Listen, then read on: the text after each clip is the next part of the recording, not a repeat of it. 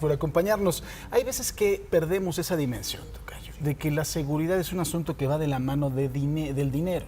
¿Qué porcentaje? ¿Se puede hablar de un porcentaje? ¿En qué momento, cuando falta dinero, empieza a bajar la seguridad? ¿Hay porcentaje? ¿Hay una forma de poderlo dictaminar? Pues mira, uno de los principales problemas es que no tenemos diagnósticos y sobre los diagnósticos no tenemos indicadores que nos permitan hacer ese rastreo, que sería una pregunta inteligente, pero también una pregunta obvia que nos deberíamos de hacer. O sea, ¿cuánto es lo mínimo que puedo gastar en seguridad para que las cosas no se descompongan? Y por ello, si tengo que hacer un recorte, ¿hasta dónde puedo recortar para que las cosas no se descompongan? Creo que hoy, más que nunca, tenemos el ejemplo que los recortes tienen efectos. La verdad es que México gasta muy poco en seguridad y ha venido gastando muy poco, y a pesar de que la percepción es que somos un país que ha gastado mucho dinero, la verdad es que hemos proporcionalmente gastado muy poco. México gasta apenas el 0.96% del Producto Interno Bruto. ¿Hay un comparativo de esa cifra con algún otro país? Exactamente, los países de la OCDE gastan en promedio entre el 1.7 y el 3 del Producto Interno Bruto. Estamos muy abajo. Estamos muy por debajo, y ninguno de los países de la OCDE tiene el reto que tenemos nosotros, porque en todos los países hay robos, en todos los países hay homicidios, no en las tasas en las que lo tenemos nosotros, pero a México agrégale el secuestro, agrégale la extorsión, agrégale el robo de hidrocarburo, el robo de energía, agrégale todo el sinfín de delitos no tan visibles, el tráfico y la trata de personas, que tenemos en un país tan complejo como el nuestro, por lo que deberíamos no estar gastando a los niveles de nuestros amigos de la OCDE, sino deberíamos de estar gastando mucho más, porque entre otras cosas, México proviene de una absoluta ausencia de instituciones. Lo que tenemos y lo que hemos tenido en los últimos años es insuficiente. Y por ello, pues aparte, recortar pues es muy peligroso, y hoy hay evidencias importantes. Por ejemplo, sabemos que había poco dinero en la administración pasada para el tema de búsqueda de personas, pues hay un recorte de aproximadamente 90 millones de pesos para el tema. Y eso, cuando tu presupuesto era de 180, pues quiere decir que lo llevas a la mitad, ¿no? Luego tenemos temas como, por ejemplo, en la prevención. Este es un gobierno que ha prometido prevención, hay un recorte del 27%, en procuración de justicia del 17%, en lo que se le otorga a los estados de más del 30%. Es decir, los recortes son recortes que acaban impactando, porque aquí han habido recortes de dos naturalezas: menos dinero, y para lo que había, también, por ejemplo, en temas, por ejemplo, salariales, hay menos dinero. Entonces, a la gente le estamos pidiendo, a menos gente, le estamos pidiendo que haga más cosas, con menos insumos y con menos salario. O sea, esa ecuación no resulta. Esa ecuación no resulta, y creo que hoy, esta terrible semana que cerramos, que no podría haber cerrado peor con la noticia de ayer aquí en la capital, pues en realidad exhibe lo que vive el país. Estos dos casos tan desafortunados de jóvenes que pierden la vida tras un secuestro, pues no son hechos aislados, y me gustaría pensar que son la tristeza máxima que podemos vivir, cuando en realidad no. O sea, probablemente mañana sepamos de una nueva fosa clandestina, o podamos saber de otros 5 secuestros en el resto del país. La verdad es que las cosas están muy descompuestas. El gobierno del presidente Enrique Peña Nieto entregó el país en las peores condiciones de seguridad de la última, pues desde, digamos, del México moderno. Claro. Pero un delito, por ejemplo, venía bajando de una manera consistente gracias a la construcción institucional, a una coordinación nacional antisecuestro. En específico el secuestro. Exactamente. Sí. Era el único delito que venía a la baja, porque había todo un aparato, porque se gastó mucho dinero en las unidades antisecuestro, porque había una coordinación capaz. Estaba Pati Bugarín ahí, ¿no? Estaba Pati Bugarín, que es de primer nivel. Sí, sí. Pero no solo ella, o sea, todo el equipo, y quien está hoy de encargado de despacho es de primer nivel. ¿Cuál es el problema?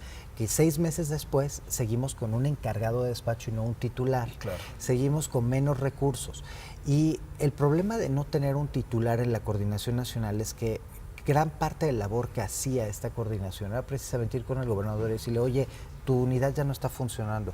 Oye, me moviste a tal persona que no se tenía que funcionaba, porque esa gente nos costó a todos los mexicanos, se capacitó en Estados Unidos, en otros países del mundo, se le dio todos los insumos para que pudiese hacer algo. Y la verdad es que los grandes resultados de la CONACYT para mí no es nada más que estuviese disminuyendo el secuestro, es que había muchas más bandas detenidas, mucha más gente sentenciada, muchas más víctimas rescatadas sin pagar algo.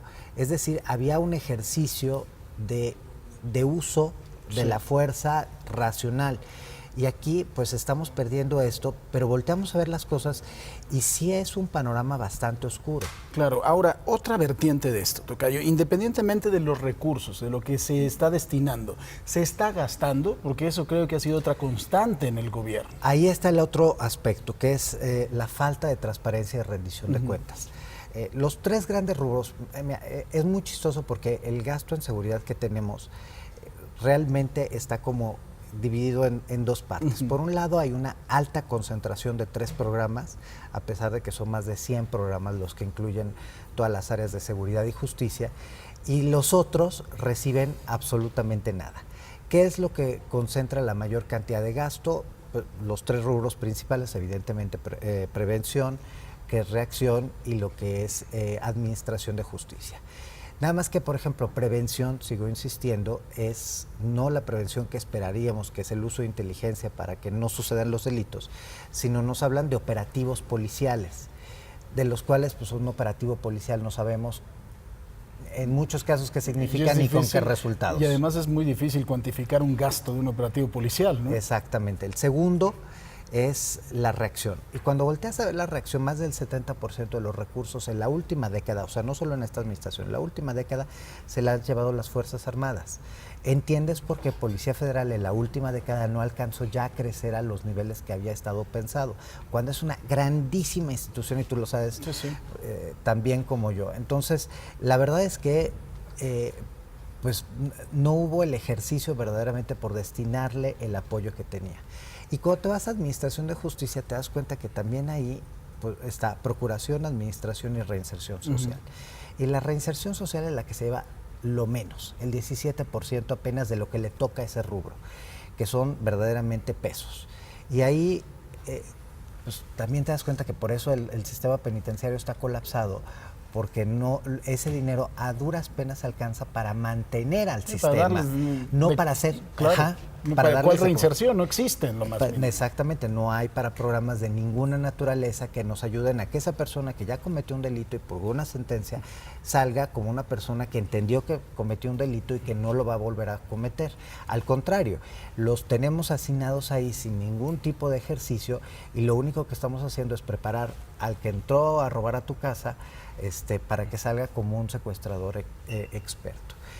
Algo que preocupa, 2 cosas. Primero, que si los mexicanos votamos por un cambio, el gasto en seguridad nos da cuenta que no hubo un cambio. Claro.